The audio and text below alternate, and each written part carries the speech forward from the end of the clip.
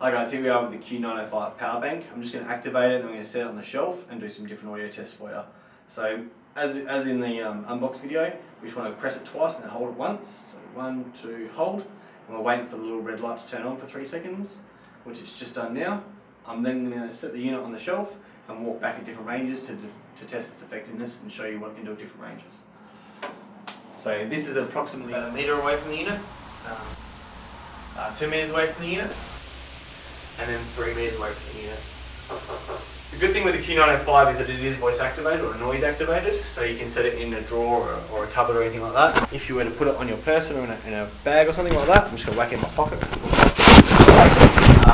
This is the kind of audio you can expect from it. So most of the conversations you have with everyone else is on your phone or in person. So when you move a microphone to a situation that's further away or disguised in a bag or something, you will get a reduction in performance, just how it is. So hopefully these tests will give you an idea of what the unit's capable of in those sort of situations. Thanks for joining us guys. As always, please check out the website www.thespiceworld.com.au. If you have any questions, shoot us an email or give us a call. Thanks for joining us and we'll see you on the next one. Bye for now.